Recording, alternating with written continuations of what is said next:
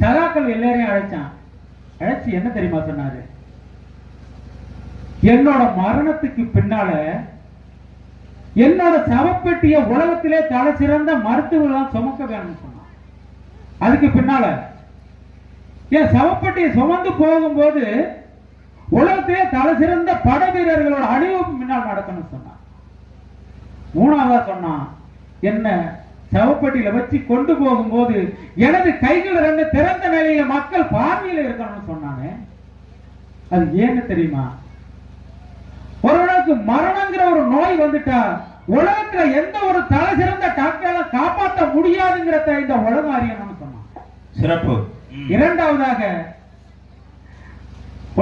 கட்டுப்பாட்டுக்குள்ள வச்சிருந்த அந்த அலெக்சாண்டரோட உயிரை மரண தேவதை பறிக்கும் போது எந்த ஒரு சிறந்த பட வீரனாலையும் அந்த தேவதையை தடுத்து நிறுத்த முடியலங்கிற உலகம் அறியணும்னு சொன்னான்.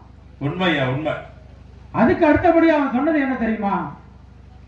உலகமே தன்னோட பொண்ணு பொருள் தன்னோட கைக்குள்ள இருந்தாலும் தன்னோட கடைசி காலத்தில் அவன் செல்லும் போது கைகளை எதையும் அழைச்சாண்டு கொண்டு போகல, வெறுங்கையோடு தான் போனாங்கிறத இந்த உலகம் அறியணும்னு சொன்னான்னா வாழ்க்கையோட தத்துவம் இல்லையா? இது போல வாழ நினைக்கிறவங்களாங்கிறதா நம்மளோட கேள்விக்குறியா இருக்கிறது.